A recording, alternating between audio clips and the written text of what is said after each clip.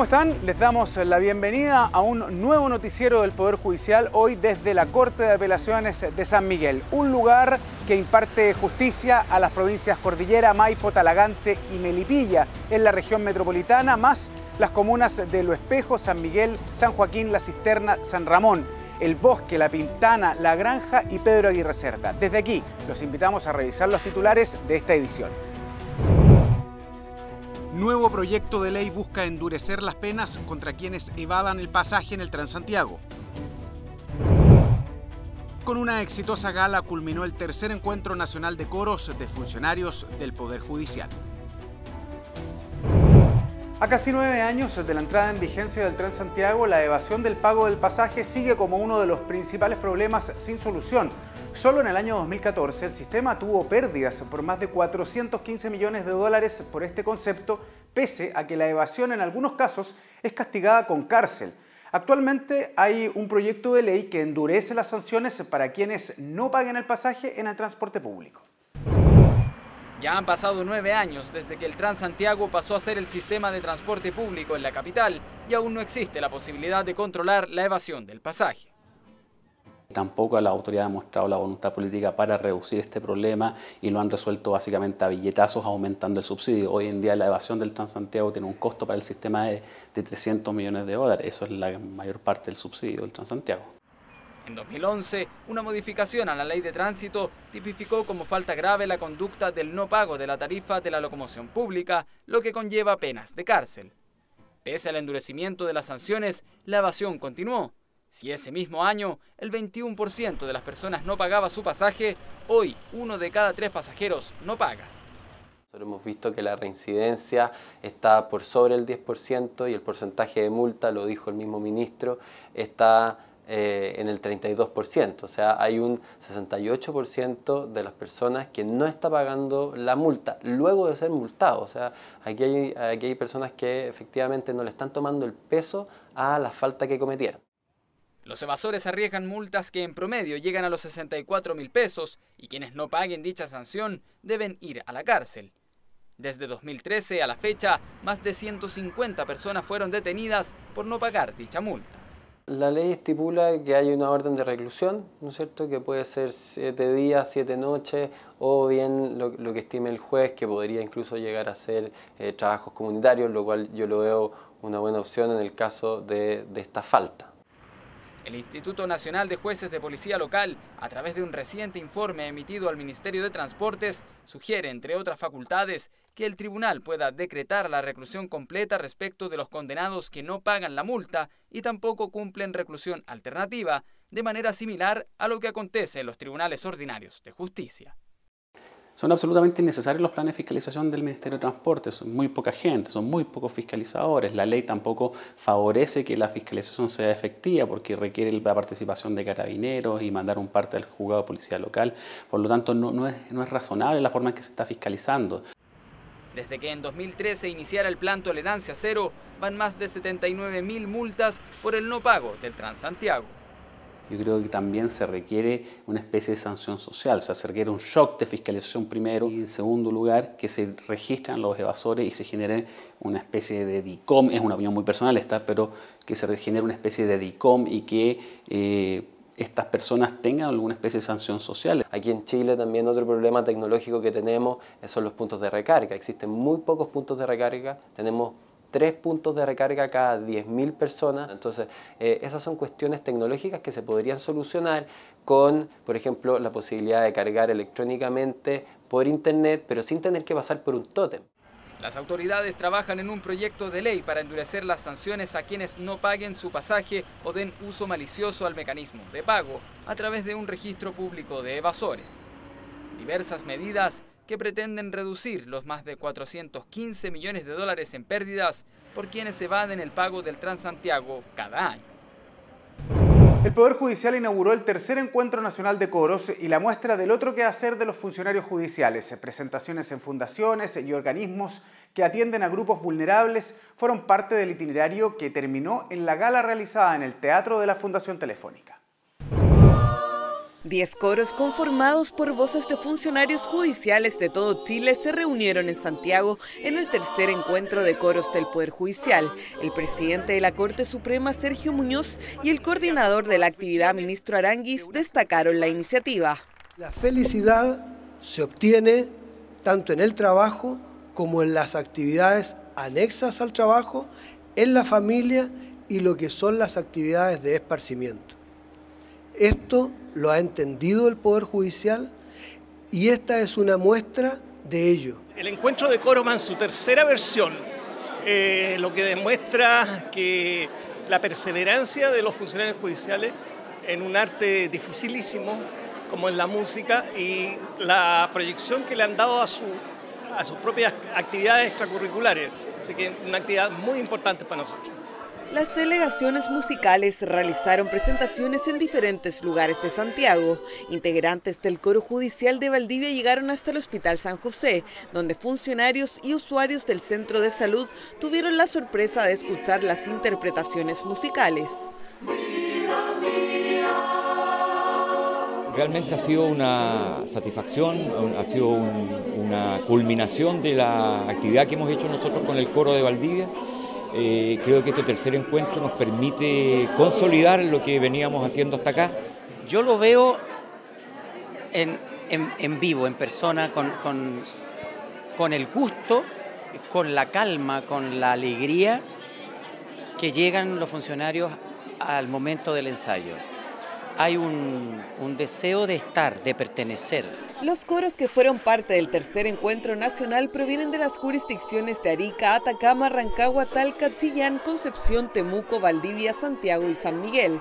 La preparación de estos grupos es constante. La preparación viene de todo el año, tenemos un repertorio que es bien extenso, hartas canciones, no las vamos a cantar todas, solo algunas las que tenemos más trabajadas, y nos juntamos una vez a la semana, todas las semanas, todo el año, los días jueves 1 hora.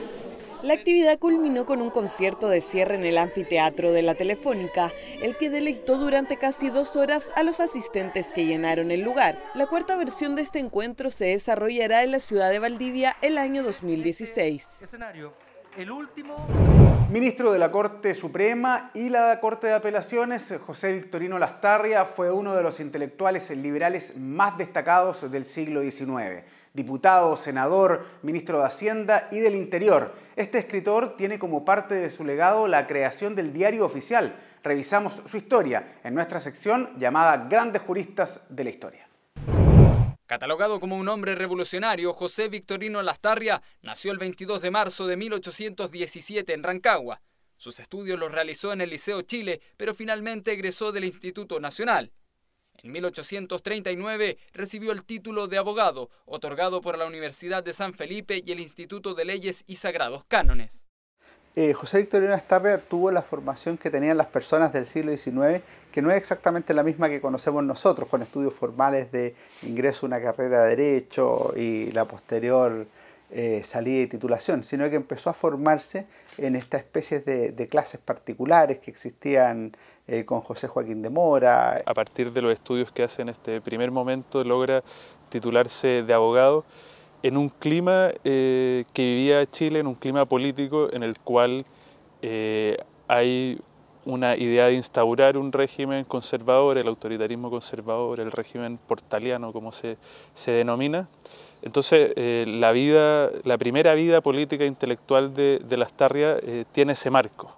En 1842, junto a un grupo de alumnos del Instituto Nacional, conformó la Sociedad Literaria para la difusión de ideas liberales, en ese entonces prohibidas. Lastarria comenzó a creer en un liberalismo fundado en el desarrollo del individuo. Efectivamente, él es parte del movimiento de 1842 y da el discurso inaugural de este gran proyecto literario que tiene esa generación, que es de pensamiento global, no es solo de literatura en sentido estricto como lo entendemos nosotros, sino que también de filosofía, de historia.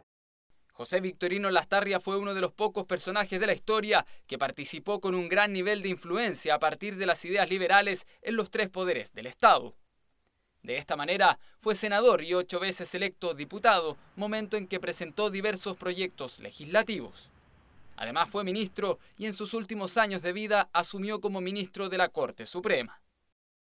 Fue ministro de Hacienda, fue ministro del Interior del gobierno de Aníbal Pinto. Ahí, por ejemplo, fundó el Diario Oficial, que digamos, dura hasta el día de hoy.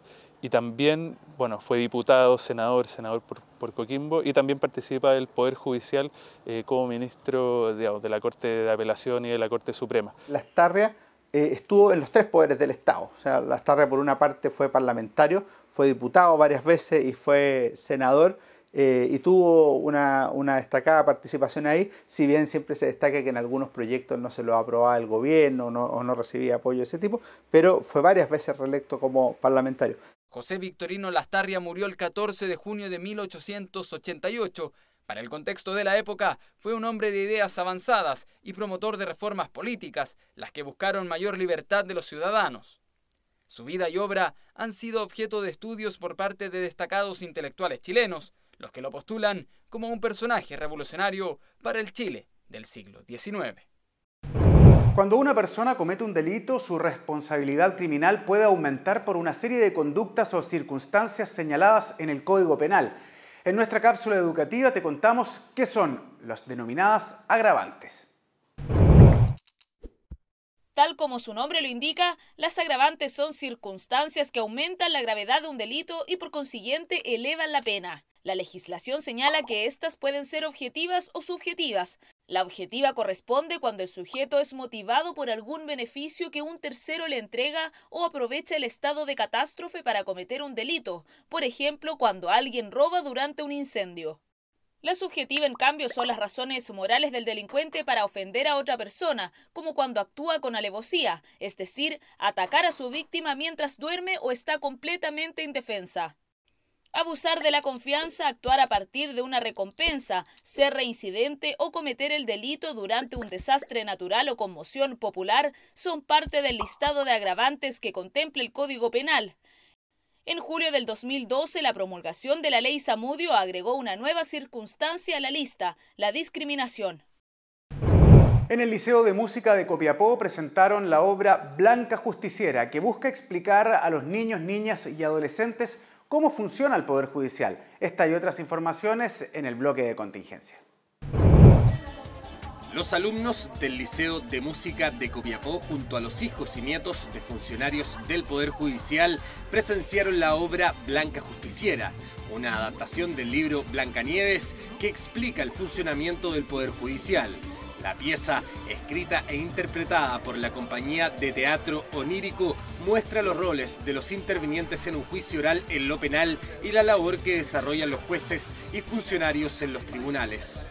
Me pareció que está buena la obra porque así la gente no va a tener miedo a ir a denunciar sus casos y no va a permanecer callada cuando tenga problemas con otras personas. El otro quehacer de los funcionarios judiciales, una iniciativa que muestra la beta artística de los funcionarios, fue inaugurada en el Palacio de Tribunales. Una de las expositoras es la directora de Asuntos Internacionales de la Corte Suprema, Natalia de Ascuénaga. La verdad que de repente uno descubre que hay gente que tiene talento y tiene intereses que a lo mejor están escondidos y no han tenido la ocasión, no han tenido un escenario para mostrarlo, y una vez que los muestran hay público para eso y hay gente que les gusta. La Dirección de Bibliotecas y Centro Documental organiza el evento y confeccionó un catálogo de la exposición con una ficha técnica de cada obra. La muestra artística tiene 17 autores que son funcionarios del Poder Judicial. La exposición estará abierta al público hasta el 31 de diciembre en el Zócalo de la Corte Suprema. Creado en 1978, funciona desde agosto del año 1979. El Tribunal de Alzada de San Miguel nació como una manera de descongestionar el trabajo de la Corte de Apelaciones de Santiago. Desde acá nos despedimos, dejando a los invitados a que visiten las diferentes plataformas digitales del Poder Judicial. Nos encontramos en una nueva edición.